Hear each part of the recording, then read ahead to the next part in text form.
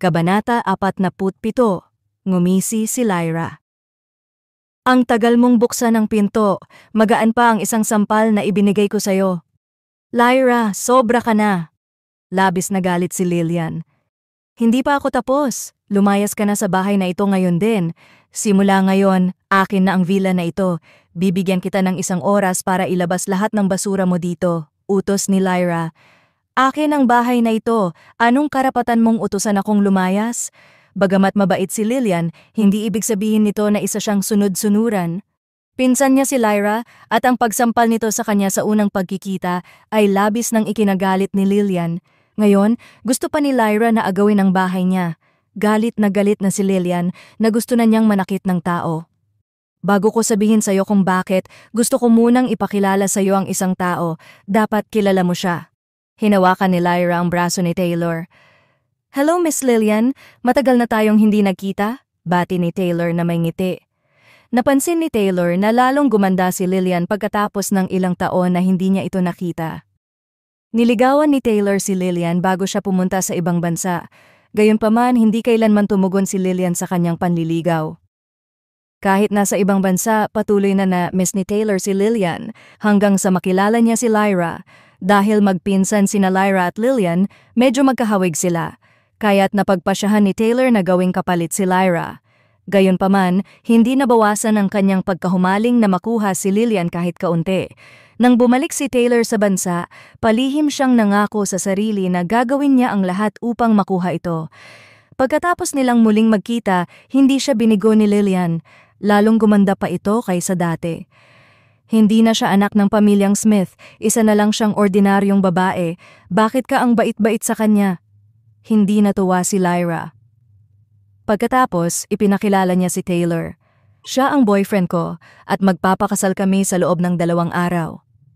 Inaanyayahan kita sa aming engagement banquet, pero ang venue ay tiyak na nasa isang high-end na lugar kung saan tanging ang mayayaman at makapangyarihan lamang ang makakapasok. Kaya, hindi ako sigurado kung makakapasok ka.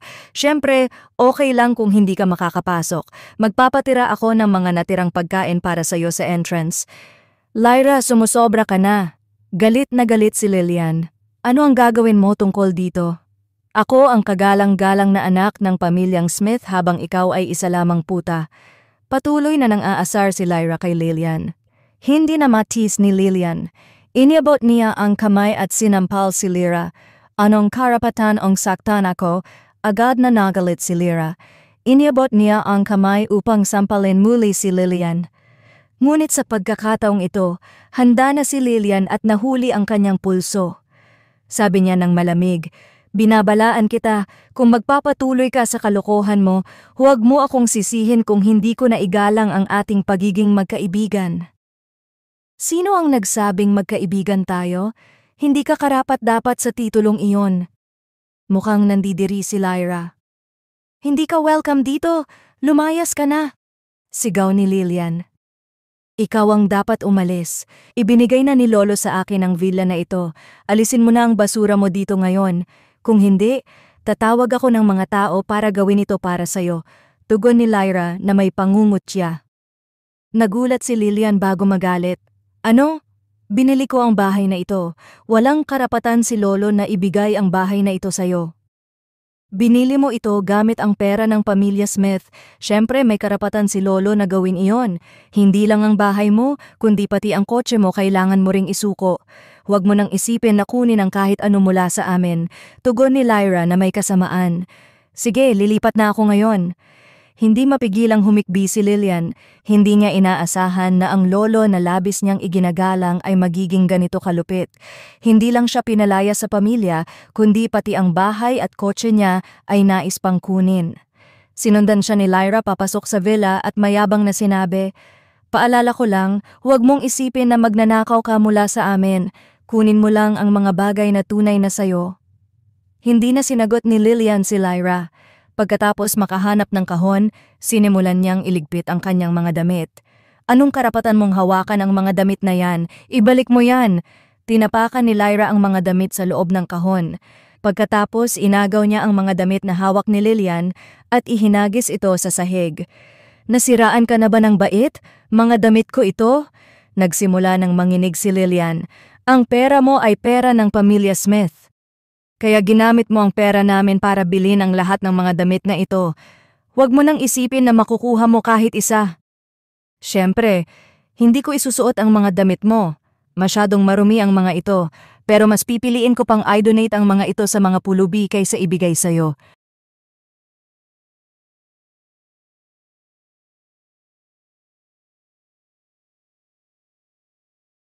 Kabanata 48. Habang sinasabi iyon, ibinagsak ni Lyra ang lahat ng damit sa aparador sa sahig at tinapakan pa ang mga ito. Natuwa siya nang makita kung gaano kagalit si Lillian. Ayoko na ng kahit ano. Masaya ka na ba ngayon? Lumuluha si Lillian sa sobrang galit. Tumalikod siya at nais nang umalis.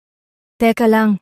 Pinigilan siya ni Lyra at sinubukang agawin ang kwintas na seraphic tear pendant sa kanyang leeg. Anong ginagawa mo? Hindi ito pag-aari ng pamilya Smith, ibinigay ito ng asawa ko sa akin. Mabilis na pinigilan siya ni Lillian. Kaya niyang iwan ang lahat ng bagay, pero ang kwintas na seraphic tear pendant ay regalo ni Sebastian sa kanya bilang wedding gift. Kahit na maaaring hindi ito mahalaga, mayroon itong espesyal na kahulugan sa kanya. Dagdag pa, sinabi ni Andrew na pag-aari ito ng Supreme One. Kahit na akala ni Lillian na maaaring nagkakamali siya, hindi niya maaaring hayaang makuha ito ni Lyra. Kung malatiered ang pagkakakilanlan ni Lillian, hindi siya patatawarin ni Andrew. Wala akong pakialam kung ibinigay ito sa iyo. Bahagi ka pa rin ng pamilya Smith nung ibinigay ito sa iyo, kaya pag-aari namin ang bagay na ito. Hindi nagtagumpay si Lyra sa pag-agaw ng pendant ng ilang beses, kaya tumingin siya kay Taylor na nanonood lamang sa gilid. Galit na sinabi ni Lyra, "Anong ginagawa mo dyan? Halika't, tulungan mo ako." "Pasensya na, Lillian." Walang awa si Taylor. Lumapit siya at hinawakan ang kamay ni Lillian habang sinamantala ni Lyra ang pagkakataon upang agawin ang kwintas na seraphic tear pendant. Nais ni Lillian na bawiin ito pero sinampal siya ni Lyra. Sa sobrang galit ni Lillian, sinampal niya ito pabalik. "Ang ngipin ko!" Halos sumabog sa galit si Lyra nang makita ang dugo ang ngipin niya. "Paanong nagawa ng tanggalin ang isa sa aking mga ngipin? Papatayin kita!" Habang sinasabi iyon, sinugod ni Lyra si Lillian. Gayunpaman, itinulak siya ni Lillian palayo. "Taylor, ikaw ba talaga ang boyfriend ko? Halika't tulungan mo akong saktan siya." Utos ni Lyra na puno ng galit. "Lyra, alam mong hindi ako nananakit ng mga babae," tumanggi si Taylor. Ang pinakamahalaga, ayaw niyang saktan si Lillian. Ayaw niyang masira ang mukha ni Lillian. Nabasa ni Lyra ang intensyon ni Taylor. Bagaman galit siya, naisip niya agad ang isang masamang plano. "Taylor, alam kong matagal mo nang gustong makatulog kasama siya. Bibigyan kita ng pagkakataon na gawin ang gusto mo sa kanya ngayon." Nagningning ang mga mata ni Taylor nang marinig iyon. Tumitig siya kay Lillian nang may pagnanasa. "Ang kapal ng mukha mo!" sigaw ni Lillian. Hindi niya akalain na bababa si Lyra sa ganitong kababaan na payagan ang kanyang nobyo na matulog kasama siya. Ngunit higit pa sa galit, nakaramdam si Lillian ng takot. Tumalikod siya at tumakbo palabas. "Huwag kang mag-isip na makatakas, pumasok ka dito." Bago pa makatakbo palabas si Lillian, itinulak siya ni Lyra papasok. Pagkatapos, lumabas si Lyra at sinarado ang pinto. Sa totoo lang, hindi komportable si Lyra sa pag-iisip na matutulog ang kanyang nobyo kasama ang ibang babae. Ngunit natutuwa siya sa pag-iisip ng miserable eksena kung saan paglalapastanganan si Lillian. Nanlumo si Lillian sa gulat. Gayunpaman, sinubukan niyang manatiling kalmado at sinabi kay Taylor, "Ginoong Reeves, kalma lang, huwag kang sumama sa kalokohan niya." Nagpakawala ng malisyosong ngiti si Taylor. "Lillian, matagal ko nang gustong makasama ka, pero hindi mo ako binigyan ng pagkakataon. Sa wakas, makukuha ko na ang gusto ko ngayon." "Huwag kang lumapit, sinasabi ko sa'yo may asawa ako, at pauwi na siya. Kung sakaling galawin mo ako, hindi ka niya palalampasin." Laban natatakot si Lillian. Hindi siya sigurado kung mapapaurong niya si Taylor. Mas matapang si Taylor kaysa inaakala niya. Sinimulan niyang tanggalin ang mga butones ng kanyang kamiseta habang dahan-dahang lumalapit sa kanya.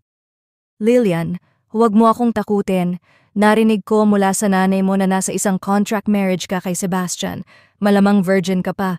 Bakit hindi kita gawing totoong babae? Tinanggal ni Taylor ang kanyang damit at biglang sumalakay kay Lillian. Sinipa ni Lillian siya ng sapatos at mabilis na umiwas sa gilid. Lumayas ka! Bagamat nasa kontrata ako kasal sa kanya, hindi kanya papayagan kung malalaman niyang ginawa mo ito sa akin. Ano ngayon? Hindi ako natatakot sa kanya, sagot ni Taylor ng may pagmamaliit. Yan dahil hindi mo alam kung gaano siya kalakas. Lahat ng bodyguard na inupahan ni Lucas ay hindi katapat sa kanya. Mas mabuti nang lumayas ka ngayon. Kung bumalik siya, hindi ka makakalabas. Patuloy na binabanatan ni Lillian si Taylor habang inuutusan siyang magtago ng panahon. Palihim siyang nanalangin na sana'y agad bumalik si Sebastian. Ngumisi si Taylor ng may pagmamaliit. Alam ko na alam niya ang ilang galaw, pero hindi ko yon iniintindi. Marahil hindi mo alam na itinuro ako ng isang bihasang mandirigma mula sa Dragonheart sa ibang bansa. Ngayon, ako mismo ay isang mandirigma. Kaya kong wasakin ang mga paandar niya ng isang suntok lang. Ano? Mandirigma ka? Namutla si Lillian sa gulat. Ang mga mandirigma ay yaong mga kaya na umabot sa tiyak na antas at tunay nga silang mapangahas. Sa paningin ng isang mandirigma, ang mga normal na tao ay tila lang mga langgam. Bagamat hindi pa natututo si Lillian ng sining ng pagtatanggol, mayroon siyang narinig tungkol sa mga mandirigma. Noon may isang mandirigma ang kanyang lolo na naging bodyguard, ngunit nagbitiw ito dahil sa ilang mabuti na iintindihan mo. Kaya huwag kang umasa na may magliligtas sa'yo. Siguradong makikipagtalik ako sa'yo ngayon. Huwag kang mag-alala, tutulungan kitang makabalik sa pamilya Smith. Hindi lang iyon, aalagaan kitang makabalik sa pagkontrol ng Smith Group. Matapos sabihin iyon, sumalakay ulit si Taylor sa kanya. Huwag! Iligtas mo ako! Sigaw ni Lillian habang umiiwas. Samantala, si Lyra ay nasa ibaba, nag-iinom ng pulang alak. Marahil ay bahagya niyang narinig ang sigaw ni Lillian, ngunit wala siyang pakiramdam ng simpatiya. Sa halip, lubos siyang na-e-excite. Sa kwarto sa taas, si Lillian ay agad na napadpad sa sulok at wala ng takbuhan. Nang sumalakay muli si Taylor sa kanya, hindi na siya makapaghintay kundi isara na lang ang kanyang mga mata sa pagkasiraan.